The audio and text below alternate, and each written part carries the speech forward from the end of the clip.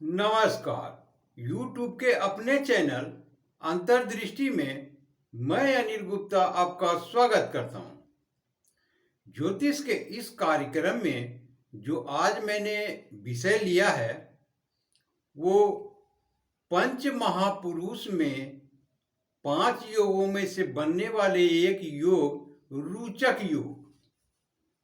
5 महापुरुष योग कौन कौन से बनते हैं?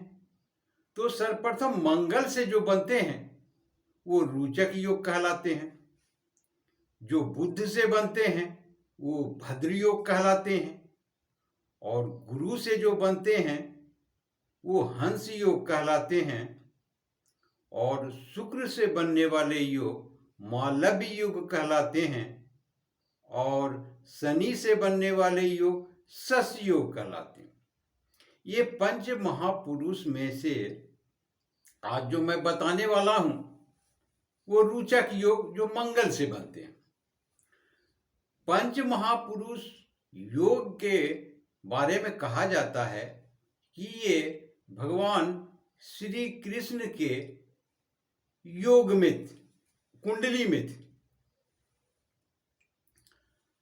तो ये कितने अहम है आप इसी से अनुमान लगा सकते। इसीलिए ज्योतिषगण कहते हैं कि यदि जिस व्यक्ति के जन्म कुंडली में एक भी योग हो तो उसे संघर्ष जीवन में नहीं करने पड़ते। तो हम रोचक योग के बारे में चर्चा करने जा रहे हैं। रोचक योग मंगल से बनते हैं।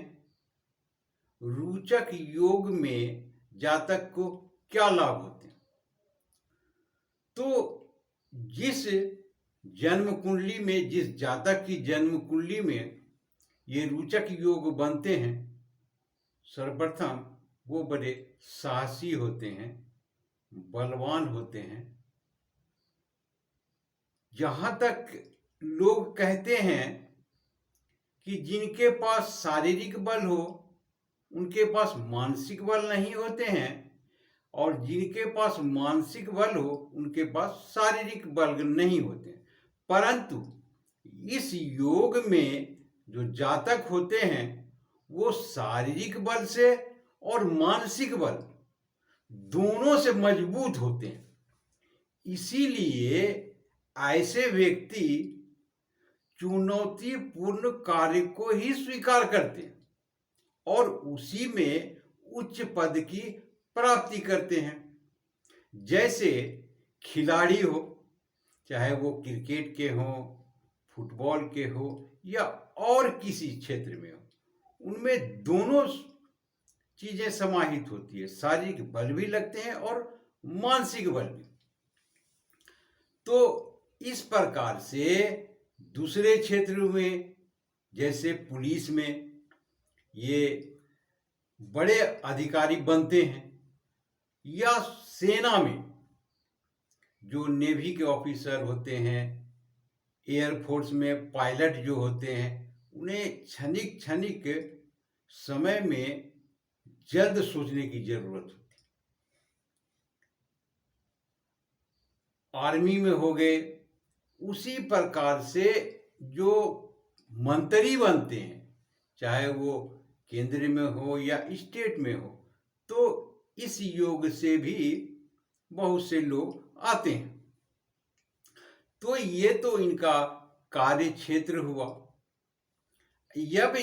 जब कुंडली में हम देखते हैं इनके भावों में कि कौन से भाव में स्थित हैं, तो यदि प्रथम भाव में है तो प्राय ऐसे ये नौकरी में भी जाते हैं, लेकिन अधिकतर प्राय जो होते हैं, मैं उनकी बात करूंगा, तो व्यापार में संलग्न होते हैं और अच्छे बड़े व्यापारी होते हैं। शारीरिक बल से, मानसिक बल से ये स्वस्थ होते हैं। इन्हें पारिवारिक सुख भी मिलता है। चौथे भाव में यदि बनते हैं तो इनके पास में जमीन, जायदाद, गाड़ी, हर चीज होती है और जीवन आनंदमय होता है। सप्तम भाव में हो तो वैवाहिक सुख और वैवाहिक जीवन अच्छे से बीतते हैं। दसम भाव में यदि हो तो ये, जैसे मैंने पहले बताया, कि सरकारी पदों पर स्थित होते हैं और उसी प्रकार के पद प्राप्त करते हैं जो मैंने अभी बताया आपको। तो जन्म कुंडली में ये योग किस प्रकार से बनते हैं उस पर चर्चा करेंगे। तो लग्न से हो अथवा चंद्र लग्न से हो, तो यदि लग्न से प्रथम भाव में, चौथे भाव में, सप्तम भाव में या दसम भाव में ये योग बनते हैं। दूसरा है कि जब भी ये योग बनेंगे किसी भी इन चारों भाव में से कहीं पर भी, तो ये वृश्चिक राशि में बनेंगे, मेष राशि में बनेंगे या मकर राशि में बनेंगे। तो ये योग कुंडली में किस प्रकार से बनते हैं आइए देखते हैं। तो यदि मेष लग्न की जन्म कुंडली हो तो ये केंद्र में प्रथम भाव में, या इसे मूल त्रिकोण भी कहते हैं, तो यहां पर यदि मंगल हो तो पंच महापुरुष योग बनेंगे, रोचक योग। पंच महापुरुष योगों में से एक रोचक योग बनेंगे यहां। यदि ये दसम भाव में मंगल हो तो ये रोचक योग बनेंगे। तो आपने देखा कि प्रथम भाव में तो ये स्वगृही हैं और यहां पर उच्च के हो रहे हैं, यानी कि मेष और वृश्चिक राशि में ये स्वगृही होते हैं और मकर राशि में ये उच्च के होते हैं। और ये केंद्र में तीनों में किसी भी लग्न की कुंडली हो, ये सारे नियम अवश्य होने चाहिए। अब हम देखते हैं कर्क लग्न की जन्म कुंडली को बना करके।